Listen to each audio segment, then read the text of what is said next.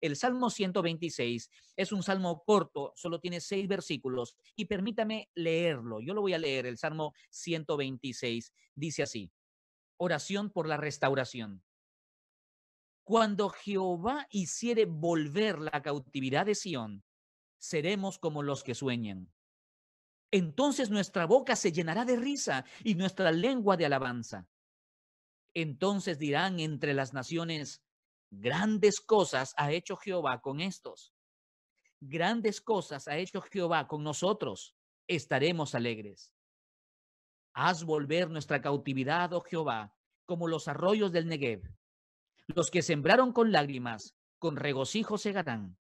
Irá andando y llorando el que lleva la preciosa semilla, mas volverá a venir con regocijo trayendo sus gavillas. Permítame levantar una oración para que el Señor nos guíe en esta noche. Señor, te doy gracias por tu inmensa bendición que nos das de ser tus hijos y tener ese acceso a tu trono. Podemos cada día tener audiencia ante el Rey por medio de Jesucristo. Y te bendecimos, Señor, y te agradecemos. Hoy háblanos a través de este Salmo 126. Nuestros corazones necesitan ser alimentados.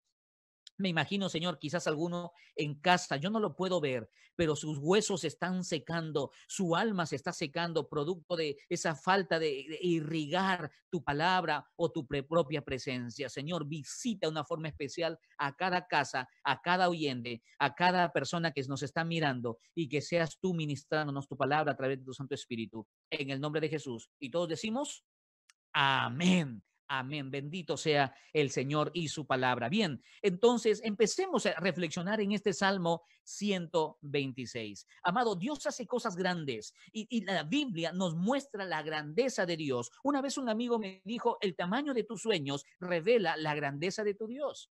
Y los Salmos precisamente es un libro que describe esa grandeza de Dios. Su poder no solo nos libera de las garras del pecado, sino que también nos lleva de regreso hacia Él, nos acompaña durante el camino de regreso, tal cual la historia del hijo pródigo. Que aún en nuestra condición de pecado, que aún en nuestra condición de infidelidad, la gracia y la misericordia del Señor nos alcanza. Posiblemente, dicen los escritores, dicen los teólogos, posiblemente este Salmo 126 fue escrito para celebrar el regreso de los judíos después del cautiverio en Babilonia, ¿no? El que quiere saber un poco más de esto puede leer el libro de Esdras, capítulo 1. Algunos dicen que este salmo entonces fue escrito para celebrar precisamente por lo que dice el versículo 1: cuando Jehová hiciere volver la cautividad de Sión, seremos como los que sueñan. Interesante, aunque habla en tiempo futuro, está hablando con una confianza tal. Amado, yo no sé lo que va a pasar mañana, pero podría hablar en tiempo futuro de que mi vida está segura porque está en Cristo Jesús. Como diría Pablo, yo sé en quién he confiado y en quién he depositado mi alma. Esa es la promesa que tenemos todos los que amamos al Señor y quienes lo abrazamos con todo el corazón.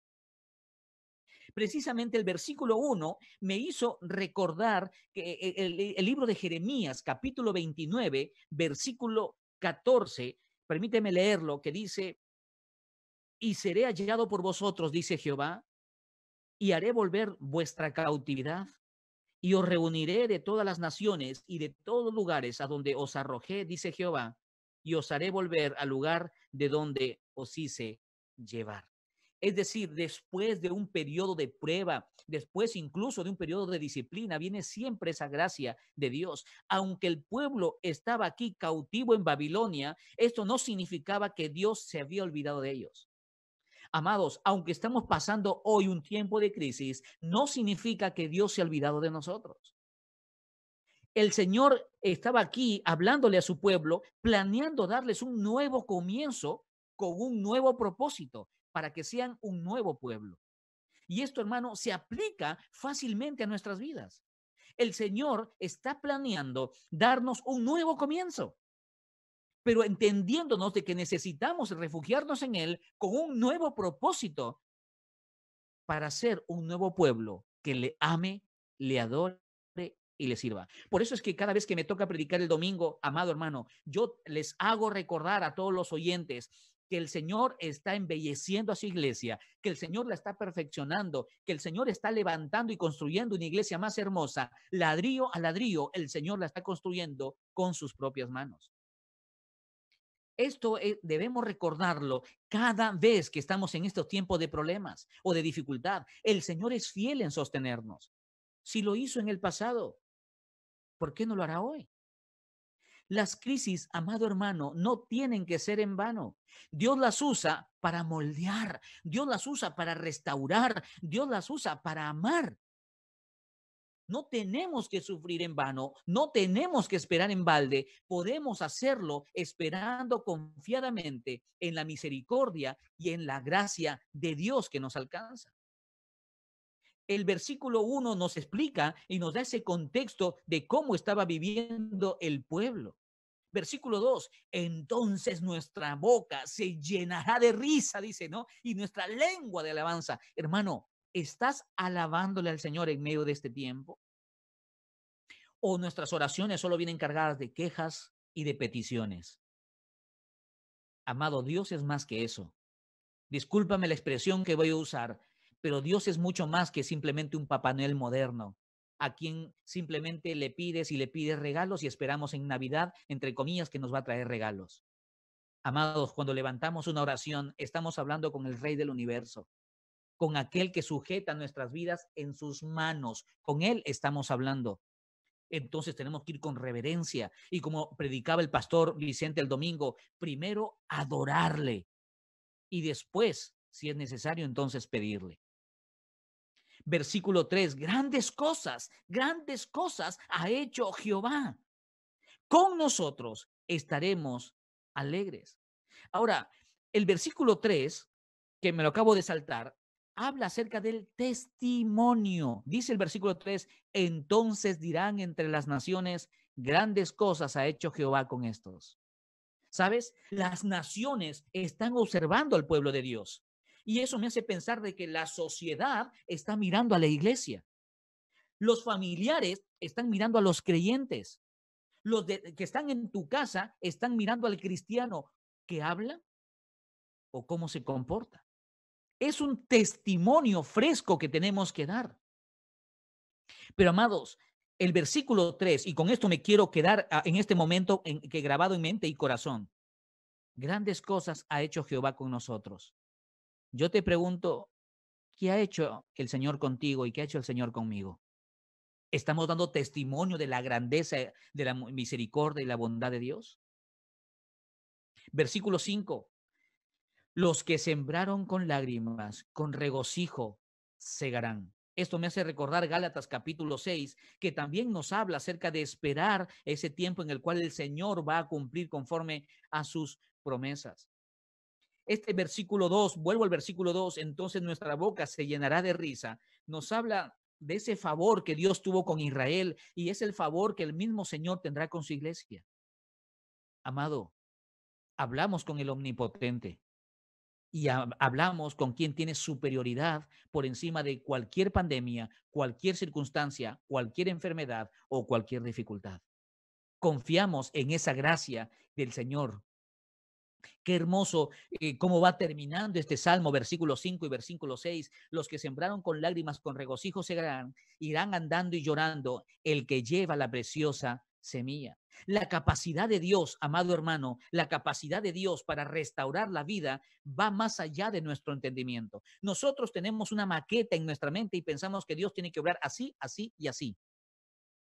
Amado hermano, ¿y si Dios quiere usar la enfermedad para tratar algún asunto en nuestro corazón? ¿Y si Dios quiere usar la crisis para que la iglesia se despierte? ¿Y si Dios quiere usar este momento de angustia para que volvamos nuestros ojos a Él?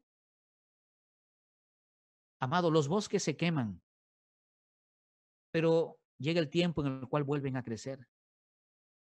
Nosotros se nos puede quebrar un hueso, pero llega el momento en el cual puede ser tratado y aliviado el dolor. De igual manera es nuestro corazón, que el Señor trata con nosotros en nuestra angustia, en nuestra crisis, y siempre estará atento a lo que nosotros vivimos. Él es un Padre bueno, no te olvides. Es un Padre que atiende a nuestro clamor. Cuando escucho llorar a mi hija en la sala, en la cocina o en su habitación, entonces yo me levanto de este lugar y voy rápido, pronto a acudir a qué está pasando con mi hija. Porque soy su padre, porque la amo, porque la atiendo y quiero que sepa de que puede contar conmigo y estaré presto para defenderla. ¿Acaso no es lo mismo como Dios actúa con nosotros? El conocido autor que mencioné hace un momento, Tozer, en uno de sus libros dijo lo siguiente: la Biblia fue escrita con lágrimas y es al que derrama las lágrimas a quien el Señor le revela sus mejores tesoros. Interesante. La Biblia fue escrita con lágrimas y es al que derrama lágrimas que revelará sus mejores tesoros. Eso es decir, en la intimidad, en ese quebranto de corazón, cuando venimos delante de Dios y nos descubrimos totalmente delante de Él, porque no podemos esconder nada, es cuando Dios revela su perfecta voluntad. Lo hemos predicado hace meses atrás, amado hermano, solo hay dos formas de quebrantamiento. O nos quebrantamos nosotros en la presencia de Dios para ser mansos y humildes como Jesús, o al final terminamos nosotros quebrantando a los demás porque no aprendemos a quebrantarnos delante de Dios. Eso es lo triste. Hay gente en nuestra familia o en la iglesia que está sufriendo por un cristiano que no está siendo quebrantado su corazón en la presencia de Dios. Más bien ese cristiano está quebrantando a su propia familia con su conducta, con sus palabras, con sus hábitos. Tozer identificaba un importante principio que nosotros deberíamos considerar. Es un principio que afecta el mundo espiritual. Y es que las lágrimas siempre han sido parte de la experiencia de aquellos que han conocido las profundidades y la intimidad del secreto de Dios. Amado hermano, no estoy hablando de esas lágrimas que te salen porque ves una película y emocionalmente nos afectamos. Estoy hablando de esas lágrimas que nacen cuando estamos a solas con Dios y doblamos nuestras rodillas y empezamos a hablar con nuestro papito bueno y nuestro corazón se quiebra porque entendemos quién es Él, 3 veces santo, y entendemos al mismo tiempo quiénes somos nosotros, los pecadores. Cuando estamos en su presencia y reconocemos que todo es por gracia, porque somos indignos de estar delante de Él, pero a través de la cruz de Cristo es que podemos abrazarlo y estar con Él en esa presencia que nos transforma. Probablemente la mayoría de nosotros no entendemos bien qué significa quebrantarnos en la presencia de Dios. Es muy probable eso. Si recorremos las páginas de la Biblia, rápidamente vamos a ver que un sinnúmero de héroes de la fe eran personas acostumbradas al quebranto. Es decir, acostumbradas a intimar en la presencia de Dios. Job lloró amargamente delante de Jehová por la angustia de su aflicción. José no pudo contener las lágrimas cuando volvió a encontrarse con sus hermanos. Ana, la madre de Samuel, lloraba desconsolada por su esterilidad. Cuando David se encontró con la ciudad destrozada por los amalecitas, lloró hasta que no le quedaron fuerzas. En los Salmos, ese mismo David confiesa que las lágrimas frecuentemente fueron su pan de día y de noche. Elías huyó al desierto tan angustiado que deseó la muerte. El rey Ezequías lloró con gran angustia cuando le anunciaron su muerte y fue oído a causa de sus lágrimas. Jeremías frecuentemente se lo ha identificado como el profeta llorón o el profeta de las lágrimas porque desbordaba su corazón en la presencia de Dios. Amado, Jesús lloró varias veces. En varias ocasiones, una de ellas cuando su amigo Lázaro fallece, Jesús lloró. La palabra testifica que también fueron oídas las lágrimas de Jesús. Pablo sirvió al Señor con humildad y él mismo lo escribe y con muchas lágrimas y pruebas. Amado hermano, mi experiencia es que muchas veces he tenido lágrimas de gozo, de mirar al cielo y decir, Señor, tú eres bueno. Yo no merezco esto, pero es mi privilegio de ser tu hijo. Pero también en otras ocasiones he mirado al cielo, pero con lágrimas de dolor, de tristeza. Y sabes una cosa, en mis tiempos de dolor o en mis tiempos de alegría, Dios no ha dejado de ser Dios. Él permanece para siempre y Él nos ha atendido en cada ocasión de nuestra vida. Sin embargo, este proceso ocurre en nuestro corazón. No solo ocurre en nuestra mente, sino en nuestro corazón. Es nuestro corazón el que tiene que entender, que tiene que desbordarse delante de la presencia de Dios. No basta con un simple llanto. Las lágrimas que brotan por nuestras mejillas tienen que ser nacidas en nuestro corazón, no solo en nuestros ojos. Debemos reconocer que el obstáculo a una vida de mayor común es la dureza de nuestros corazones. Yo conozco gente que llora mucho, pero que no se quebranta en la presencia de Dios. Entonces no se trata simplemente de llorar, de cantarle al Señor y derramar lágrimas. Las lágrimas que corren por nuestras mejillas tienen que nacer en un corazón quebrantado de rodillas en la presencia de Dios. Nos frustramos, nos afectamos, pero Dios sigue siendo bueno con nosotros. La persona que se quiebra en la misma presencia de Dios es una persona que entonces Dios está escuchando su clamor y atendiendo su súplica. Sea cual sea la razón de las lágrimas que estamos derramando hoy, amado hermano, el Señor nos va a atender, el Señor va a limpiar nuestras lágrimas y el Señor estará con nosotros tomándonos de la mano. Quiero dejarte una expresión, porque ya voy terminando, una expresión que lo mencionó Watman Nee. Watman Nee, él dijo lo siguiente: mantener la mano en el arado mientras nos secamos las lágrimas, ese es nuestro llamado. Lo repito, mantener la mano en el arado mientras nos secamos las lágrimas, ese es nuestro llamado. Amado hermano, la vida cristiana es para valientes, no es para cobardes.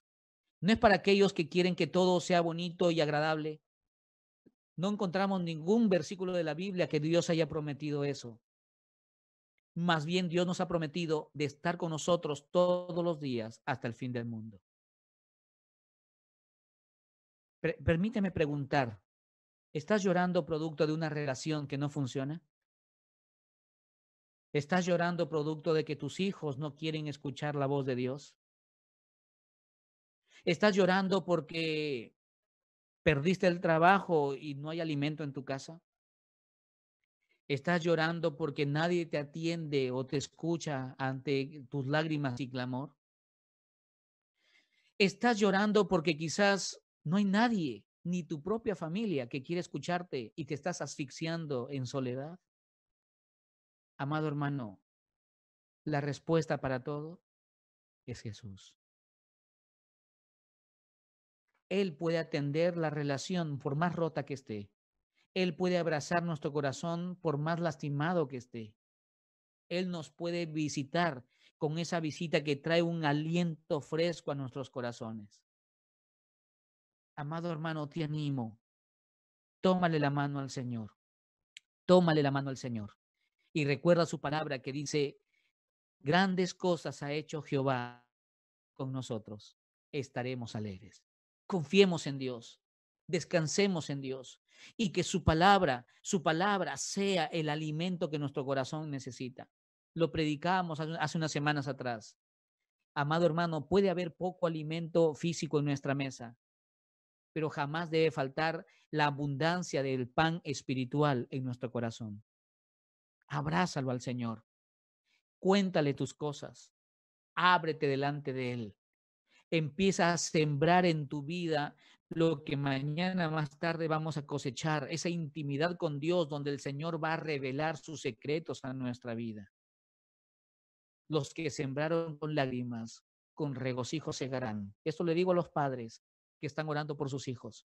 Mi esposa y yo oramos por nuestra hija porque nos preocupa qué será su futuro. Ella recién va a cumplir 3 años, pero no sabemos qué será de su futuro. Y queremos hoy sembrar en la vida de nuestra hija, orando por ella y pidiendo al Señor que tenga misericordia de ella. Sigo con los versículos 5 y 6. Irá andando y llorando el que lleva la preciosa semilla, pero al volver vendrá con regocijo, trayendo sus gavillas. Amado hermano, mientras vamos haciendo la obra de Dios en esta tierra, el Señor nos acompaña cada día de nuestra vida. Te animo a que continúes, a que perseveres. Las promesas de Dios no son para clavarlas en un cuadro en la pared de la casa. Si lo haces perfecto, qué lindo, porque lo puede decorar. Pero ¿sabes qué? La palabra de Dios no sirve para decorar. La palabra de Dios sirve para transformar el corazón que se quebranta en su presencia. No seas un cristiano que está decorando su casa, sus paredes con versículos bíblicos. Sea un cristiano que está siendo transformado por la bendita palabra de Dios que toca nuestro corazón en todo momento. No dejes de intimar con Dios. Podrá faltar cualquier relación en esta tierra, pero que jamás nos falte la relación que tenemos en Cristo Jesús. En Él tenemos la victoria, en Él tenemos la seguridad y en Él tenemos la tranquilidad de saber de que aunque salgamos de esta tierra, vamos a una vida mejor, porque esa fue su promesa y nosotros descansamos en las promesas de Dios. Él nunca nos ha fallado, Él nunca ha dejado a su iglesia, así es que estará protegiéndonos, cuidándonos y abrazándonos en medio de cualquier situación, por más difícil que sea. Le agradezco por permitirme estar con ustedes. Un salmo hermoso, el Salmo 126, que nos regala el Señor a través de su palabra, y que el Santo Espíritu de Dios siga guiando nuestras vidas, nos siga hablando y sigamos entendiendo qué es lo que el Señor quiere para la iglesia a nivel macro, qué es lo que el Señor quiere para mi vida a nivel micro, que sea mi vida al servicio del Señor en tiempos de alegría o en tiempos de tristeza. Él no ha dejado de ser mi Dios, Él no ha dejado de ser digno de ser adorado, y Él no ha dejado de ser mi Padre Celestial, que me protege y me cobija bajo sus alas. No te olvides estas enseñanzas hoy. Necesitamos habitar en la presencia de Dios. Nuestras lágrimas no tienen que nacer de nuestros ojos. Nuestras lágrimas tienen que nacer del corazón. No seas un creyente, no seas un cristiano que simplemente decora sus paredes con los versículos bíblicos. Sea un cristiano que es transformado por la bendita palabra de Dios todos los días. Y termino con las palabras, una vez más, que dijo Watchman Nee: mantener la mano en el arado mientras nos secamos las lágrimas. Ese es nuestro llamado.